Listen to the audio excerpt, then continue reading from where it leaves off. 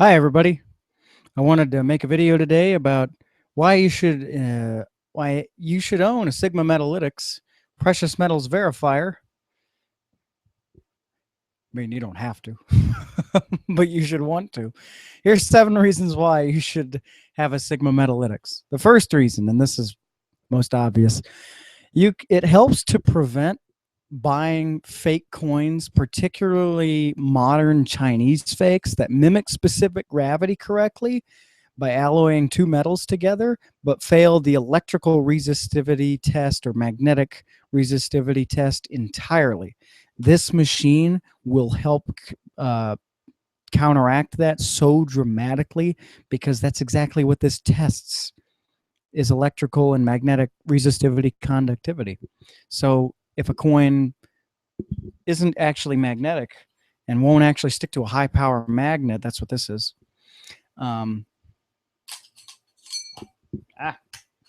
See, it sticks.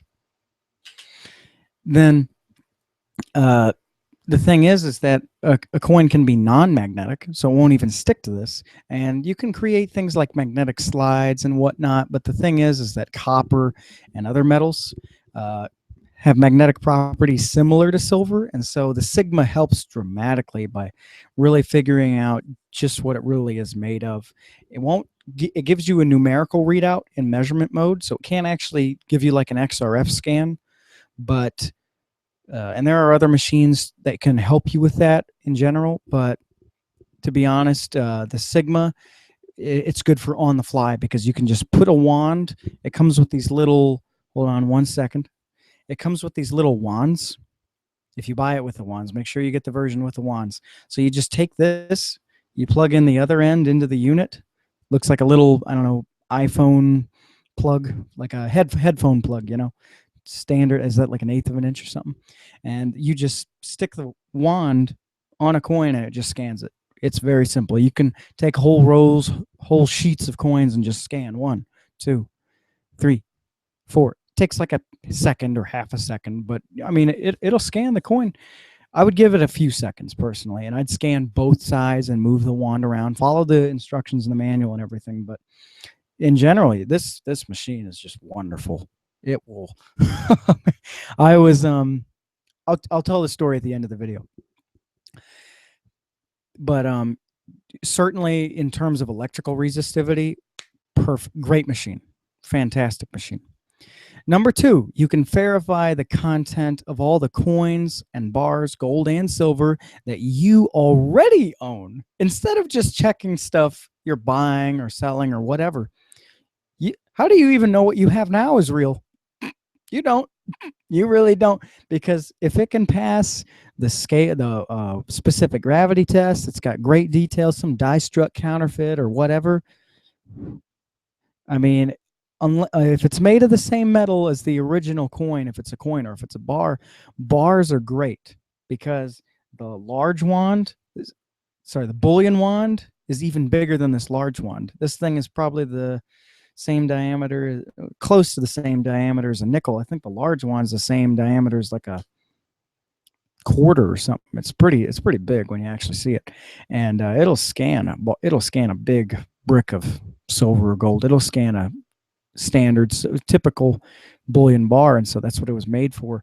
And so you don't know what the content of your actual current collection is, even if you bought from a gold or silver dealer. And here I'm gonna defend that, because I met a dealer personally who he bought 5,000 troy ounces of silver from another dealer, and it was all fake. Every single coin was fake. I don't recall if they were silver eagles or not. They might have been rounds. I don't remember what they were exactly. It was 5,000 troy ounces, and this was back when it was like 35 an ounce or something. It was sky high. And he bought the stuff, didn't even check it or anything. He just shook hands with the guy, figured it was all real because it's a dealer to dealer transaction. Went home, took one magnet to one coin and it stuck. Checked every single other coin. Every coin stuck. All fake. No silver in there. And yeah, I mean, just because you bought from a dealer doesn't mean jack shit to me. I don't really care. Dealers aren't necessarily evil. No, most dealers are honest. They want repeat business. They certainly don't want your bad Yelp review or whatever. They don't really want any legal problems either. But there are some that they don't really care. It's particularly ones where you don't know their identity. You can't prove who they are. You can't do anything. That's what I don't like. Whenever you meet somebody who wants to sell you something and, yeah, just meet me in the dark alleyway, like, whoa. So people who are refuse to identify themselves, or you can't even get a phone number, you got nothing on them, you don't know anything about them, just avoid people like that, shady characters. So, but coins and bars you already have, if you bought them off of eBay, aside from just a local brick or mortar dealer or someone at a coin show, bullion show, whatever, gun show, if you bought off of eBay, there are plenty of scams coming off of eBay. Tons of scams. You think that buyer protection program has done anything? If you're watching my channel, you should know there's a video of me. I don't have it next to me. I bought some gold coins off of eBay. I only got one of them. And total fake, total scam job. I eventually got a refund. It was almost $2,000. But there are tons of scams on eBay. Tons and tons. I've uploaded multiple videos about other people who have been scammed, other eBay scams, sold listings that I was just scrolling through, like the 1903 O Morgan. I think I was looking it up just to see what the prices were on that coin. And I found one and I was like, that coin doesn't look right. And I click on it and I go, that coin isn't real. And I'm like, and I look in the feedback and thankfully the buyer realized it. But buying from dealers, buying from eBay, there are tons of scams out there. Just because you think there's insurance or some kind of a buyer protection program, no, that doesn't mean anything. The buyer, if they're from China, I just avoid them. To be honest, there are some Chinese dealers who actually truly are good people. But man, it's just like every time, zero feedback and account created in the last 24 hours, and they're offering some $2,000 item for $500. Come on, people. And here's another thing. My own father years ago, he bought a book off of eBay. At the time, I don't know if the terms have changed or anything. At the time, the eBay buyer protection program had some kind of a loophole that anything that was below $25 wasn't protected. That in order for them to even get the time and effort and energy involved of the customer service and the refund and the bank and PayPal and get all these people working on it, it had to be at least $25. My dad bought a book for just under that. It was like $23 or something, $23.95. I can't even remember, free shipping. And the guy never shipped it. And I think the tracking code was fake or something. It never showed up. He never even got the book. He was scammed. And when he reported it to eBay and everything, they said, well, that's not covered. And this was like this was years ago. And I think things are different. They might have changed the rules by now. I don't know if those are the same rules today, but my father told me that they would not give him a refund at all, that they wouldn't even cover him or anything. And couldn't get a refund. He just lost the money. And so be aware of any kind of, like, silver right now is about $20 an ounce. So that means I don't know if the rules are still the same. I don't know. But I suppose if the rules were that way, then if you bought off of eBay, then somebody could sell you an ounce of silver for $23 shipped, and it just never shows up, and you can't do anything. Maybe you can leave a negative or something. I don't know. I think the rules are different now, but I know that happened to my father. He's got like paperwork on it. Anyway, but coins and bars you already have, or friends of yours.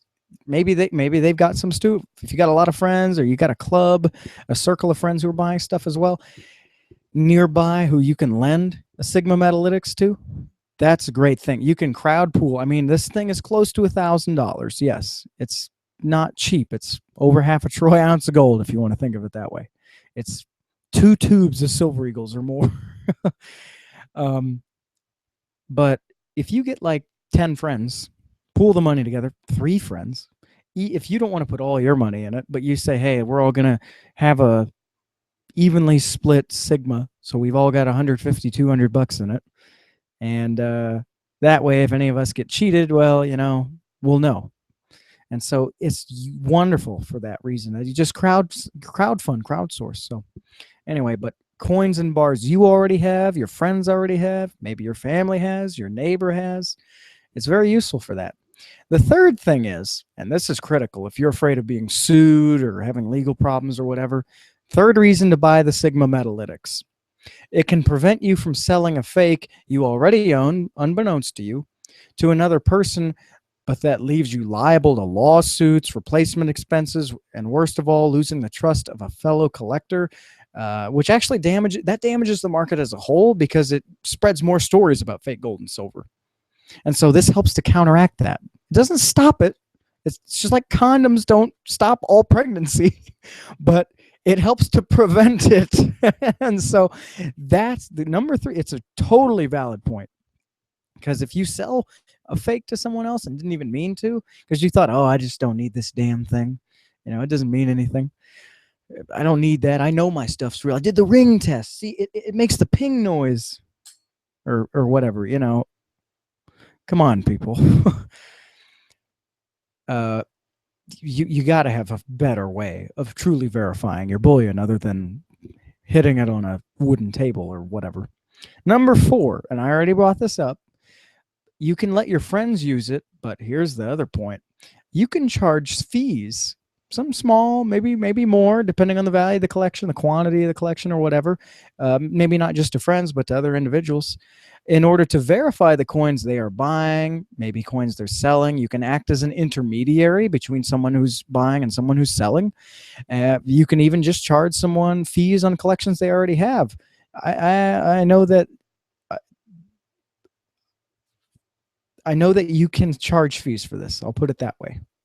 You can certainly, you know, if somebody's got a collection, let's say they got a tube of Silver Eagles, and they go, I actually had somebody call me up with this, and the guy said, I bought this tube of Silver Eagles from a guy. It was like 19 coins, actually. It wasn't 20. It was like a tube minus 1. And the guy said, well, I'm afraid they're all fake. The guy won't pick up my calls, and he won't answer my texts, and I think one of them's off. I don't know. I'm afraid.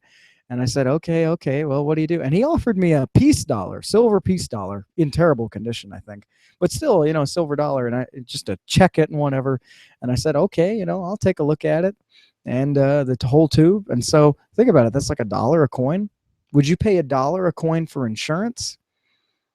I know I would. I mean, I obviously got this damn thing. And so you got to prioritize and figure out. You got to know what other people pay for that. If somebody bought a 1-ounce gold eagle for, you know, $1,400, what would that person pay for the security of knowing that that gold eagle was authentic, it was real, it was made of the right metal, that it weighed the right amount, everything? Would you pay $50? $100? I mean, you don't want to go so high that it eats away at any potential profit you have, even if you're selling it in 20 years and you don't want to just bury all this money in it. But obviously somebody was willing to pay me at least $20, call it, for about 20 coins. So about $1 a coin. And so I would think that gold would probably be proportionately a little bit more, maybe not necessarily 70 times as much or whatever per ounce. So I don't know if it's 1,400 to 20. I mean, it's not necessarily going to, or 65 to 20 is what the current ratio is, right around there. It probably would be about $20 an ounce for gold to verify, or something like that. It might be less.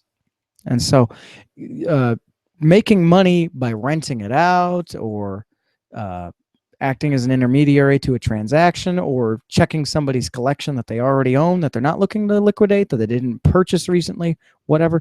There's a lot of different ways you can market as the owner of one of these things. And the best thing is, since it's so expensive, I mean, it's not $20. This thing is almost $1,000.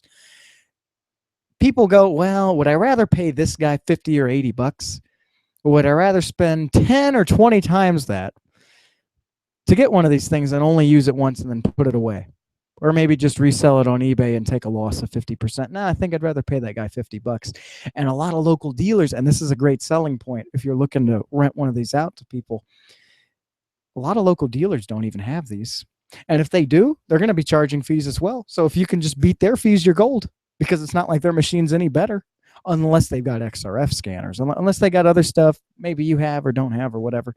But that's a great selling point about the Sigma, is that a lot of dealers, all they do is, you know, an acid test, a scratch test, a ping test, and a weight test. And maybe they'll do a specific gravity test, but of the measurements. But in general, this is clearly in combination with those tests. Of course, those tests are certainly necessary if you want to be 100% accurate. But in combination with those, this adds a superior layer of security. And really, when it comes to specific gravity counterfeits, that's the worst kind, because die-struck counterfeits out there, it's almost impossible to tell the difference. Look up, what was his name? Scott Travers wrote a lot of novels in the 80s, or nonfiction books on, not novels, books on die-struck counterfeits. I mean, damn, it's scary stuff. Look up the Omega counterfeiter. But yeah, certainly renting it out is profitable. Number 5. It can be used to verify sterling silver flatware and hollowware, as long as you use the correct size wand for the thickness of the metal, and there's at least one flat surface that will cover the head of a wand. The smallest wand, hold on one second.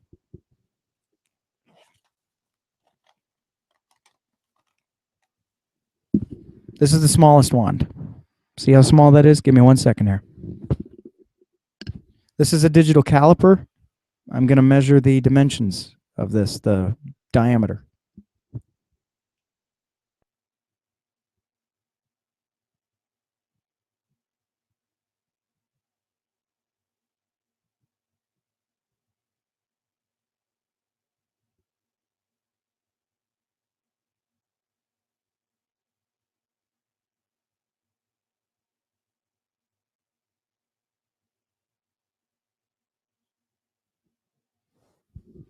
Okay, it's about 9 millimeters in diameter. Yeah, the bullet.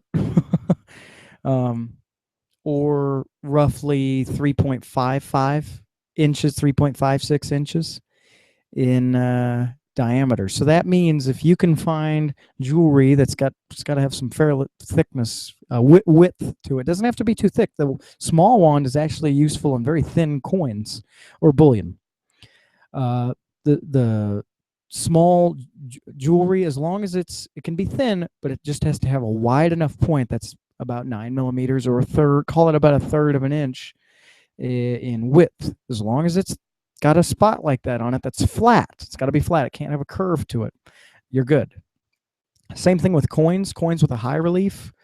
Unless they're big enough to cover the main sensor or one of the other large sensors, the higher the relief is, so the greater the variations in the surface fluctuations are, it becomes a little harder for any sensor. It's not just the Sigma. It's not just the machine's fault. It becomes the more problematic for any sensor to really scan that, other than XRF or whatnot.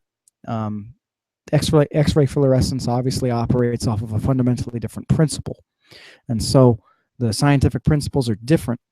And I would say that the curvature of jewelry is kind of comparable to the problems that you're going to have with, or the problems with sterling silverware or flatware that you run into will be comparable to a high relief coin. And that's actually in the manual, in the instructions for the Sigma. So as long as it can cover the flat surface, at least one flat surface on it, you should be good. But keep in mind, it only verifies that part of the surface, unless someone went to the length of components of the fork, part of it being steel and part of it not. Only like knives are commonly made of steel, and then if they are, it'll stick to a magnet. So it's very unlikely that you're going to come across something where, oh, I checked this part of the sterling fork and only part of the fork was sterling. Well, that'd be very weird. I mean, unless they make the tongs of it steel for some reason. I don't even know how. Or the handles steel, the tongs are sterling, or whatever they're doing. So Anyway, that's very unlikely. But if it can cover a flat surface and you just make sure that it's one homogeneous material, that it's all sterling, that it doesn't look like there's any seams or bolts or cuts or any weird, it's welded together, then you should be fine. Number 6, it can be used to verify jewelry on top of just sterling silver or gold pieces of, well, most likely sterling flatware, hollowware. Although I have seen some gold flatware somewhere out there, solid, thereby avoiding the destructive acid tests that can certainly devalue certain jewelry, especially if it's high-priced jewelry. Not all jewelry can be verified, though. Only if it has a flat surface and a purity of at least 900, so 90%, or 22 karat or 24 karat for gold. Sterling silver jewelry can be verified, as can pure silver jewelry, if you happen to come across it. Pure platinum jewelry can be verified, as long as all of this or any of this has at least one flat surface that at minimum covers the head of one wand. Again, the smallest wand currently made for the Sigma is 9 millimeters in diameter. I would say that, with that said, if you know, there is a thing called measurement mode on the Sigma Metalytics, and I'll even load that up just to show you. In measurement mode, it actually gives you a numerical readout of what a piece of metal actually, what the actual electrical resistivity is. So let's say you've got a piece of metal, here's a 90% silver Washington quarter.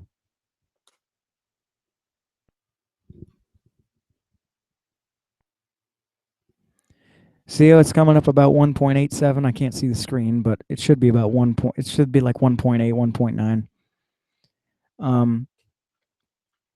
When you put something else that's less pure, so it's got less conductive metals in it, as long as you have a comparable sample, let's say you think it's 50% silver and 50% of some other metal, as long as you know what that other metal is, and you can compare that to that sterling silverware, or sorry, not sterling, but some other alloy, you can figure out just what it is. If you've got like 14 karat gold, 14 karat gold is not programmed into the Sigma Metalytics.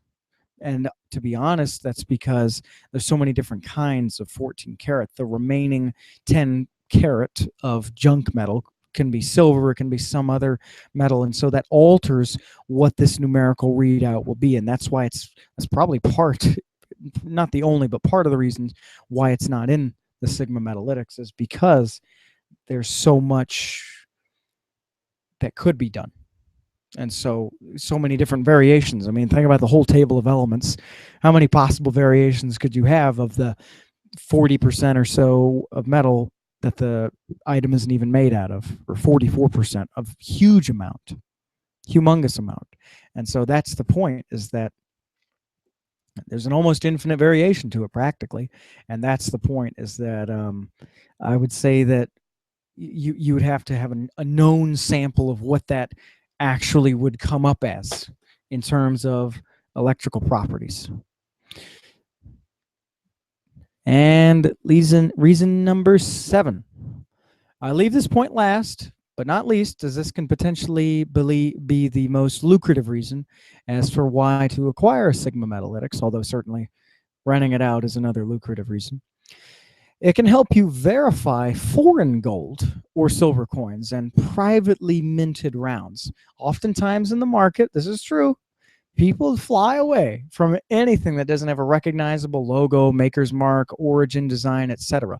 Like, there's a reason why Silver Eagles, aside from the government laws regarding premiums on Silver Eagles being a certain percentage over spot, it's the fact that people recognize Silver Eagles. They go, oh, made by the government, I'm buying that and that only. I mean, it's true.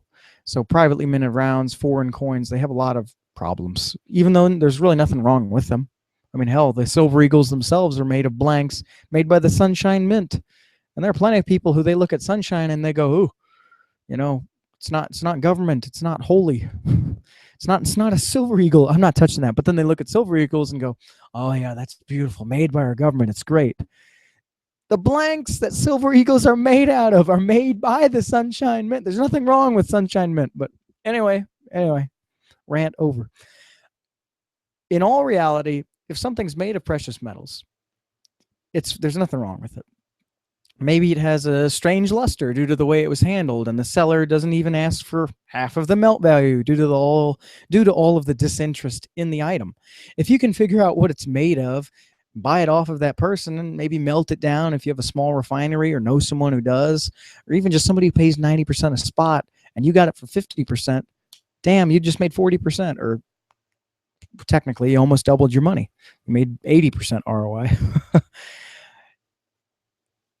This could become an easy way to make money with the Sigma Metalytics, going after obscure items and hard to determine items. There's it's hard to prove a negative, but think about how much you've not bought in your lifetime because you came across it and you thought, oh, too good to be true. Maybe it wasn't just on eBay. Maybe you were at a garage sale, estate sale, auction, whatever, someplace, and you saw something and it was like $20 for that. Nah, it's gotta be fake, some replica, something. Nah, counterfeit. And they're like, oh, that really was a $20 gold coin. Like, the Sigma would have helped me. And that's kind of the thing, is, you don't know. You just don't know. Anyway, but there's 7 reasons to buy Sigma Metalytics. Of course, always remember, always, to use the other verification methods on precious metals as well, because the Sigma alone will not guarantee the content of a coin. It only tells you the electrical properties. That's massively helpful, but it's not the only facet that needs to be verified. You need to know the weight and magnetic tests like the slide, pendulum, and frankly, if it just sticks or not, and wobble tests. Testing for diamagnetism, paramagnetism, etc. Dimensions, specific gravity, diameter, thickness, among others, weight. But yeah, there's plenty more to verify as well. Thanks for watching. Like, subscribe, and comment.